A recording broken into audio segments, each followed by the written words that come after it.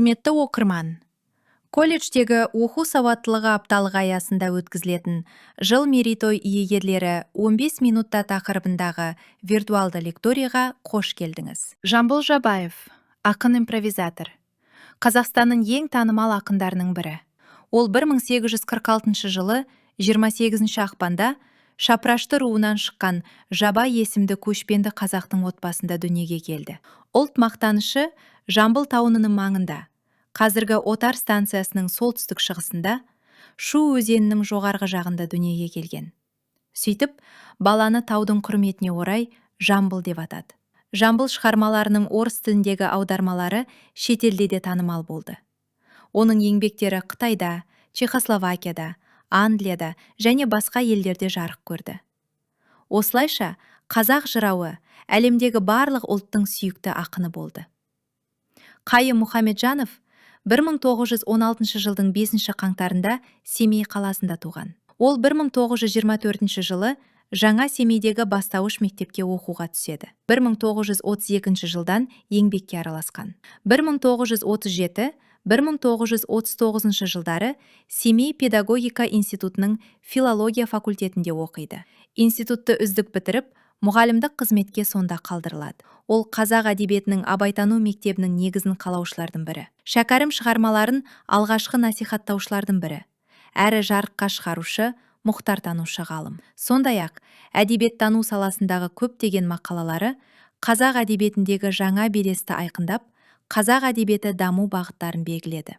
Ғалымның ғылыми еңбектерімен қатар ақындық, жазушы драматургтық, аудармашылық таланты да ерекше көзге түседі. Мұқағали Мақатаев 1931 жылы дүниеге келіп, 1976 жылы дүниеден өткен. Қазақтың ерек ақыны, мұзбалақ ақын.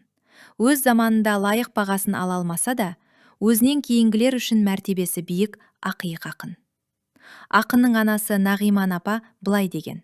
Мұқағалиым 1931 жылы наурыз айының 8-інде дүниеге келген болатын. Жаңылсуы мүмкін емес.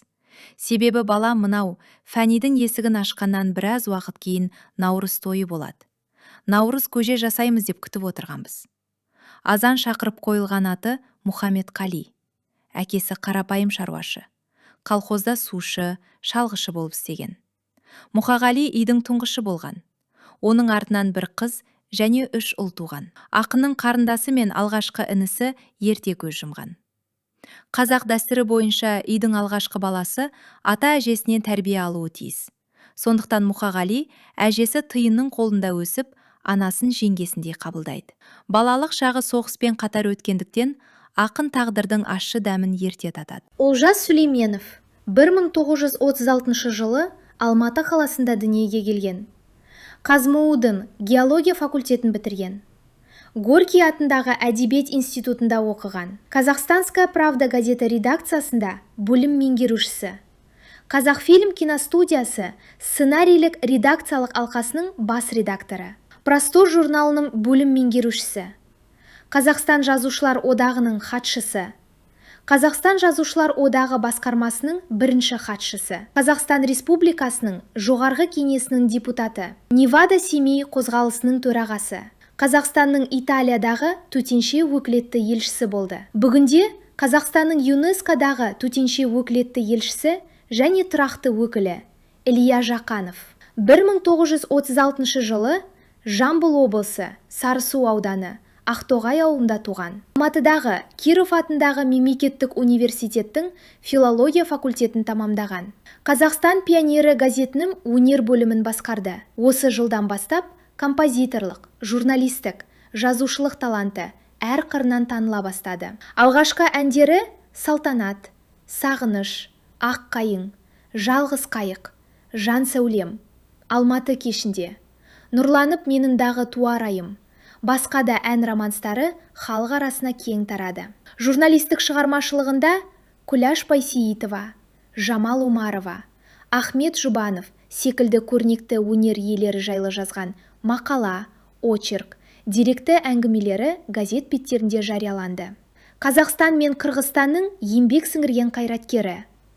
Қырғыздың дәнекер, Қазақстанның парасат орденінің иегері. Жамбыл Жабаев Шыңғыс Айтматов атындағы халықаралық сыйлықтардың лауреаты. Мағзом Сүндетов 1936 жылы Атырау облысы Доссор кәсіпшілігінде дүниеге келген. Қазақ мемлекеттік университеті филология факультетінің журналистика бөлімін тамамдаған.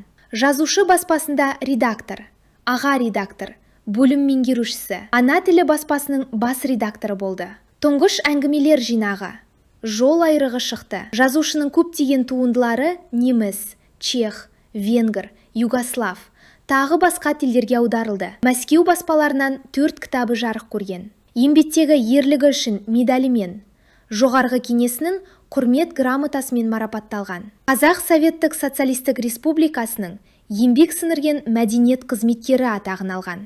Шығармалары: Балық аулай барғанда, Күтем сені дидар, Ескексіз қайық, Үзеңгі жолдас, Құмдағы ауыл, От ішіндегі адам, Қызыл ай, Еліктің лағы, Бес қонақ, Шайтан базар. Қабдеш Жұмадилов 1936 жылы Қытай Халық Республикасы, Шыңжаң өлкесі, Тарбағатай аймағы, Шәуешек ауданында дүниеге келген. Қазақстанның халық жазушысы. Шәуешек гимназиясын бітіріп, жолдамамен Қазақ ұлттық университетіне түседі. Оны Қытай үкіметі органдары кері шақырып алады. Кейіннен бақты шекарасын бұзып өткен қазақ жастарымен Қазақстанға бір жола оралған соң Қазақ ұлттық университетін бітірді. Оның жас дәурен өлеңдер: Қаздар қайтып барады, Сары жайлау, Шарайна, Сәйгүліктер әңгіме, повесть жинақтары, Көкейкесті, Бақыт жолында, Атамекен, тағы басқа романдары, Соңғы көш, оқырман қауымға жақсы таныс. Жұмадиловке Шығыс Түркістандағы қазақтардың өмірі мен азаттығы жолындағы күресі суреттелген Тағдыр романы үшін Қазақстан Республикасының Абай атындағы мемлекеттік сыйлығы берілген. Қазақ әдебиеті газетінде, жазушы баспасында, Қазақстанның баспа, полиграфия және кітап саудасы істері жөніндегі мемлекеттік комитетінде қызмет істеген. Жұмадиловтың бір өлеңдер жинағы, 8 роман, 5 повесть, ондаған әңгіме, мақалалар жинақтары жарық көрген. Медеу Сәрсекеев Шығыс Қазақстан облысына қарасты бұрынғы Абралы ауданы Қайнар кентінде 1936 жылы туған. Орта мектепті алтын медальмен тамамдап, Алматыдағы Кен металлургия институтына түсіп, инженер-металлург мамандығын иеленген. Лениншіл жас газетінің редакциясына қызметке шақырылып, әдеби қызметкер, бөлім меңгерушісі болып еңбек етеді. Медеу Сәрсекеев қазақ әдебиетінде ғылыми қиял жанрының өрістеуіне айрықша үлес қосқан қаламгер. Юрий Герд 1931 жылы Ресейдің Астрахань қаласында туған. Вологда педагогика институтын бітірген. Мурманск облысында ұстаздық еткен. На рубеже журналында Преодоление атты алғашқы повесі жарияланған. 1957 жылы Қарағанды қаласына келіп, бірнеше жыл Комсомолец Қарағанды газетінде, Қазақстан жазушылар одағының Қарағанды облыстық бөлімшесінде істеген.